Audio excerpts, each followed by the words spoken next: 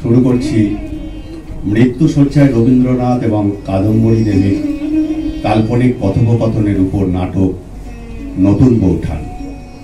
রচনা সৌমিত্র বসু, পরিচালনা ও আবহ সৃজনে অরূপ ব্যানার্জি, আবহ প্রক্ষেপণে ঈশান রায়।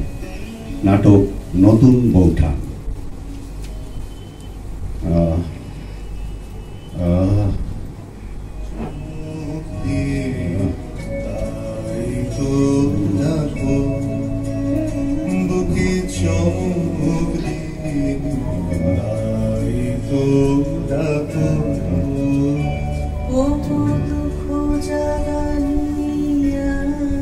রবি, রবি, কে? আমি। এদিকে তাকাও। কে? কে দাঁড়িয়ে ওখানে? ছায়া ঠিক নয়, কিন্তু ছায়ার মতো। মৃত্যু? মৃত্যু কি তবে এই? আমি এসেছি, চিনতে পারছো না?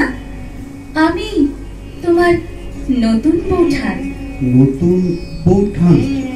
তুমি তুমি এসেছো? আমাকে নিতে এসেছো? যাবার সময় হলো বিহঙ্গের। এখনই কোলায় রিক্ত হবে স্তব্ধ গীতে, ভ্রষ্ট নীড় পড়িবে ধুলায় অরণ্যের আন্দোলনে। এই কবিতা তুমি জানলে কি করে?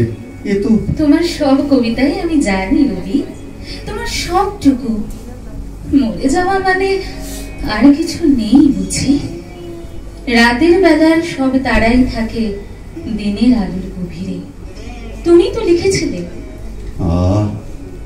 আশ্চর্য ভালো বোধ হচ্ছে জানো। এতদিন ধরে আমাকে তুমি মনে রেখেছো। আমার আমার সব প্রকাশের মধ্যে দিয়ে মনে রেখেছো। আর তুমি তুমি আমাকে কি দিয়ে মনে রেখেছো রবি? কি বলি বলো তো? আমার সকল ভালোবাসায়, সকল আঘাত, সকল আশায় তুমি ছিলে। হয়তো সব সময় আমি তোমার কাছে যাইনি। ছোটবেলার কোনো কথা মনে পড়ে না? সেই 9 বছরের নতুন বউ আর তার 7 বছরের ছোট্ট দেওর। সত্যি কথা বলবো, হাসবে না তো? হাসবো তো বটেই, বলো। মনে পড়ে বাড়িতে তখন তুমি নতুন বউ, ছাদে বেড়াচ্ছিলে ছোট দিদির সঙ্গে। মনের কথা বলা বলে হচ্ছিল নিশ্চয়ই। আমি কাছে যাওয়ার চেষ্টা করলেই ছোটদির এক ধমক। তখন তোমার মুখখানি যা হয়েছিল না, লজ্জায় অপমানে রাঙা। খুব ইচ্ছে করছিল জানো বড় দিদিকে বলি, আহা ছেলে মানুষ, আর না হয় থাক না আমাদের সঙ্গে। এসব কথা ও আর কি বা বুঝবে। কিন্তু নতুন বউ তো, আর বয়সী বা কত বলো, মুখ ফুটে বলা যায় না তো সব। তা শুধু সেই নতুন বউকে দোষ দিচ্ছ কেন? মুখ ফুটে কোনোদিন কোনো প্রশংসার কথা কি আমায় বলেছো? এই ছেলে, অমন অপবাদ দিও না, অধর্ম হবে। সরু করে সুপুরি কাটায় রবির মতো কেউ না, এমন কথা বলিনি জানে জানে। সুপুরি কাটার সার্টিফিকেট নিয়ে হবেটা কি? হ্যাঁ, আমি তো চিরকাল চেয়েছি আমার লেখার সার্টিফিকেট। সেখানে কোনো দিন তুমি আমাকে মন খুলে ভালো বলনি তো। বিহারী চক্রবর্তীর সাথে তুলনা করে বরাবর আমাকে রেখেছো নিচের তলায়। কি হাসছো যে? হাসছি আর ভাবছি। কি ভাবছো? সেই রাগ এখনো মনের মধ্যে পুষে রেখে দিয়েছো? না গো, সেসব কোথায় ফেলে এসেছি। সে থেকে গেছে আমার বুকের মধ্যে, আতরের ফিকে হয়ে যাওয়া মন খারাপ করা গন্ধের মতো। দিনের শেষে ছাদের ওপর পড়তো মাদুর আর তাকিয়া। একটা রূপোর রেখাবিতে বেলফুলের গোড়ের মালা, ভিজে রুমালে, আর পিরিচে 1 গ্লাস বরফ দেওয়া জল, আর আর বাটাতে ছাঁচি পান। তুমি তুমি গা ধুয়ে চুল বেঁধে তৈরি হয়ে বসতে। গায়ে একখানা পাতলা চাদর উড়িয়ে আসতেন জ্যোতি দাদা। বেহালাতে লাগাতেন ছড়ি, আমি ধরতাম চড়া সুরের গান। সূর্য ডোবা আকাশে ছাদে ছাদে ছড়িয়ে যেত তোমার গান। হু হু করে দক্ষিণা বাতাস উঠত দূর সমুদ্র থেকে। তারাই তারাই যেত আকাশ ভরে। আমিও গাইতাম জোড়াসাগর ছাদে বসে, কিংবা চন্দননগরের সেই মুরাং সাহেবের বাংলোয়। বাইরে ঘন ঘোর বর্ষা, ঝাপসা নদীর ওপরে ডাকাতের মতো বৃষ্টি ঝরে পড়ছে অবিরাম, আর চারদিক খোলা শিকল ঘরে আমরা দুজনে মুখোমুখি বসে গান গাইছি। গানের পর গান, গানের পর গান, অশেষ, অনন্ত। সেই সব দিন থেকে গেছে আমার লেখায়। বিবিধ প্রসঙ্গ উৎসর্গ করেছিলাম তোমাকে, লিখে দিয়েছিল এই লেখার মধ্যে লেখা রইল। এক লেখা তুমি আমি পড়িব, আর এক লেখা আর সকলে পড়িবে। ঠিক যেমন তোমার রক্তকরবীতে কিশোর বলেছিল, ওই গাছটি থাক আমার একটি মাত্র গোপন কথার মতো। তাও হবে, নন্দিনী আর কিশোরের মধ্যেও তো আছি আমরা দুজন। সেসব দিনগুলো আমাকে গোলাপের মতো ফুটিয়ে তুলেছিল রবি। কে যে কাকে ফুটিয়ে তোলে নতুন বৌঠান। কিন্তু এসব ভালো লাগার কথা তুমি আমাকে কখনো বলনি তো। বললে কি হতো? জানি না কি হতো, কিন্তু আমার কম বয়সের একটা কষ্ট হয়তো কমতো। তবে বলি শোনো, আমার ভয় হতো রবি তোমার লেখা শুনে। ভয় কিসের? মনে হতো এ এক আশ্চর্য, গঞ্জি টানা সংসারে একে ধরবে না বেশি দিন। বোকার মতো নিন্দে করে তোমাকে বেঁধে রাখতে চেয়েছি, ভাবতে পারিনি জোর করে কাউকে বেঁধে রাখা যায় না। নিন্দে করেও যায় না, ভালোবাসা দিয়েও যায় না। তোমার দাদাকে তো আমি বেঁধে রাখতে পারিনি। বৌঠান, ছি ছি, এ কি কথা? দাদা তোমাকে ভালোবাসতেন, খুব ভালোবাসতেন। তুমি চলে যাওয়ার পর কত লোক তাকে বলেছে বিয়ে করতে। অমন দেবতার মতো রূপ, অমন মানুষ, কিন্তু জ্যোতি দাদার ছিল এক উত্তর, বিয়ে করব কি করে, তাকে ভালোবাসি। আমি বুঝতে পারিনি ঠাকুরপো, সারাদিনের পর বিকেল বেলায় তোমার গানের ওই ফুটন্ত গোলাপের মতো উন্মুখ হয়ে বসে থাকতাম। তাম্র থালায় গড়ে মালা খানি গেথে সিক্ত রুমালে যত্নে রেখেছ ঢাকি, ছায়া হেলা ছাদে মাদুর দিয়েছ পাতি, তার কথা ভেবে বসে আছো জানি না কি। তিনি তো আসতেনই না কোনো দিন, থেকে যেতেন বিরজি দাদা এর বাড়িতে। তারপর একদিন কি বলো? বলতে কষ্ট হয় রবি। আজও এতদিন পরেও তোমার দাদার জব্বার পকেটে একদিন চিঠি পেলাম, একজন অভিনেত্রীর চিঠি। আমি তো সুন্দরী ছিলেন না কোনো কালে। সুন্দরী ছিলে না? কি আশ্চর্য দুটি চোখ ছিল তোমার।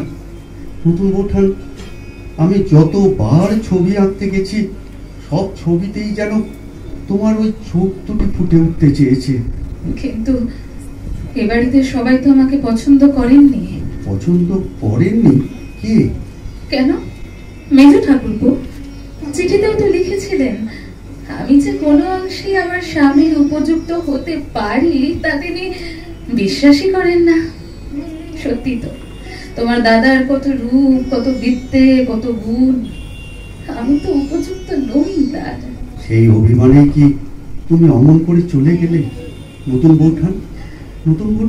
সেই অভিমানেই কি অমন করে চলে গিয়েছিলে? খুব কষ্ট পেয়েছিলে না? তুমি জানো না, আমার পায়ের নিচে থেকে যেন পৃথিবী সরে গিয়েছিল, আমার আকাশ থেকে আলো নিভে গিয়েছিল। সেই শূন্যতার কুহক কোনো দিন খুঁজবে আমি কোনোদিন মনে করতে পারিনি বৌঠান। আমি জানি তুমি যখন সারাটা রাত খ্যাপার মতো ছাদে ঘুরে বেড়াতে, কতবার চেষ্টা করেছি জানো তোমার সামনে এসে দাঁড়াতে, তোমার মাথায় হাত বুলিয়ে দিতে, তোমাকে বলতে এমন পাগলামি করে না রবি, যাও গিয়ে শুয়ে পড়ো। কিন্তু মানুষ যা পারে আমরা তো তা পারি না। আমাকে তুমি খুব ভালোবেসেছিলে না? আর তুমি আমাকে ভালোবাসোনি? খুব খুব সমস্ত জীবন ধরে যত ভালোবাসা পেয়েছি, দিয়েছি, নিহারিকা পুঞ্জে যেমন তারা, তেমন তোমাতে আমি মিলে আছি। এমন অনেক মানুষ আছে যারা এই ভালোবাসার অন্যরকম মানে করে, জানো তো রবি? জানি, তারা তো মিথ্যে বলে না নতুন বৌঠান। মানে মিথ্যে বলে না? সবটাই কি মিথ্যে? ভালোবাসা যখন ছোট্ট পুকুরের জল, তখন তাকে এ পুকুর ও পুকুর বলে ভাগ করা সোজা, কিন্তু যখন বন্যা আসে তখন স্নেহ, প্রেম, বন্ধুত্ব সব মিলে মিশে একাকার হয়ে যায়। এ তো সমস্ত জীবন ধরে দেখলুম। কই, আমার কথার উত্তর দিলে না তো? অমন করে কেন চলে গেলে তুমি? কাপড়ওয়ালি বিশুকে দিয়ে আফিন আনিয়ে দাদার উপর এত অভিমান হয়েছিল তোমার? না না, শুধু তোমার দাদার উপর নয়। তবে চুপ করে থেকো না, বলো। উর্মিলা, স্বর্ণ দিদির মেয়ে, ভগবান তো আমার কোলে কিছু দেননি, তাই ওই আমার সব ছিল। তেতলার ছাদে বাঁকা সিঁড়ি বেয়ে হুড়মুড় করে নামতে গিয়ে সিঁড়ির নিচে উপর হয়ে পড়ে আছে মেয়েটা। ওইটুকু দেহটা যেন যেন দুমড়ে গেছে।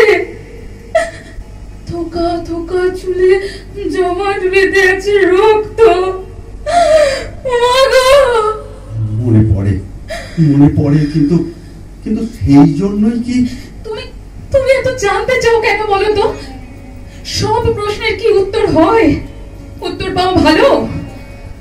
জানো বৌঠান, এই 3-10 আগে যেন ঘোরের মধ্যে থেকে একটা কবিতা লিখলাম, শুনবে? শুনি। প্রথম দিনের সূর্য প্রশ্ন করেছিল সত্তার নূতন আবির্ভাবে, কে তুমি? মেলেনি উত্তর। বৎসর বৎসর চলে গেল, দিবসের শেষ সূর্য শেষ প্রশ্ন উচ্চারিল পশ্চিম সাগর তীরে। নিস্তব্ধ সন্ধ্যায়, কে তুমি? পেল না উত্তর। তাহলে সমস্ত জীবন ধরে একটা কষ্ট আমাকে বইতে হয়েছে।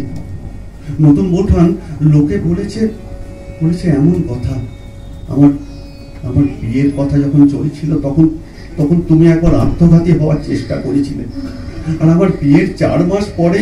রবি, না বৌঠান, না, থাক থাক। উত্তর যদি দিতে না চাও দিও না। জানার যদি কিছু বাকি থেকে যায় এ জীবনে, থাক। রবি, বৌঠান, তোমার জীবিত মৃত কল্পের নায়িকার নামে আমারই নামের আভাস। কাদম্বিনী মরিয়া প্রমাণ করিল যে সে মরে নাই। জানো তো রবি, ছাদে একটা বাগান করেছিলাম, তার নাম দিয়েছিলাম নন্দনকানন। মনে পড়ে? মনে পড়বে না? সেই বাগানেই তো ছিল আমাদের সব কিছু। নষ্টনীর বলে একটা গল্প লিখেছিলাম ভারতীতে, তার মধ্যে ছিল সেই নন্দনকাননের ছবি। তার মধ্যে আরো অনেক কিছু ছিল রবি, সেটা নিছক বানানো গল্প ছিল না। কোনো গল্পই কি নিছক বানানো হয় বৌঠান? কত রন্ধ্রপথ দিয়ে তার মধ্যে জীবন এসে মেশে। কিন্তু কিন্তু নন্দনকাননের কথা কি বলছিলে? আমি বুঝতে পারছিলাম জানো, যে আমার সেই নন্দনকানন শুকিয়ে আসছে। উর্মিলা চলে গেল, তোমার দাদা সরে যাচ্ছেন, তুমিও। খাঁচায় বন্দি শ্যামা পাখিটার মধ্যে যেন নিজেকে দেখতে পেতাম। বিশু যখন তার কাপড়ের কুচকা আমার সামনে মেলে পড়লো, নানা রঙের কাপড়, চোখের সামনে যেন নানা রঙের আলপনা এঁকে দিচ্ছে কেউ। আমার মনে হলো মানে না, মানে না, মানে না, এত রং আমার ঘরে মানে না। তাকে কি বলেছিলাম, কেমন করে বলেছিলাম, কিচ্ছু মনে নেই। শুধু মনে পড়ে তার চোখ দুটো আমার মুখের দিকে তাকিয়ে আছে, তাকিয়েই আছে। ভিতরের যা সব কথা সব পড়ে ফেলবে নাকি? আজ আজ অনুতাপ হয় না? কতটা বাকি ছিল জীবনের, কত আশায়, হতাশায়, বিশ্বাসে, প্রবঞ্চনায় অন্ধ দেওয়াল, আর সেই পাথর ফেটে বেরিয়ে আসার সম্ভাবনায় ভরা, কত সব অভাবিত বাঁক দেওয়া এই জীবন মাত্র 25 বছর বয়সে শেষ করে দিলে নতুন বৌঠান। ভেবে কষ্ট হয় না তোমার? ভোরের বাতাস দিচ্ছে রবি, শান্ত হও, ঘুমিয়ে পড়ো। তোমার চাদরটা নেমে গেছে, বুকের কাছে টেনে দিই। বৌঠান, কোথায় গেলে? বৌঠান, বৌঠান, বৌঠান। প্রাণ সুধায় ভরে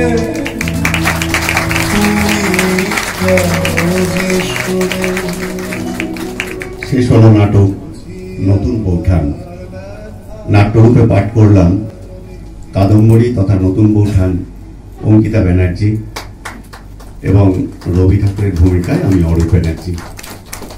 শুভরাত্রি, সবাই খুব ভালো থাকবেন।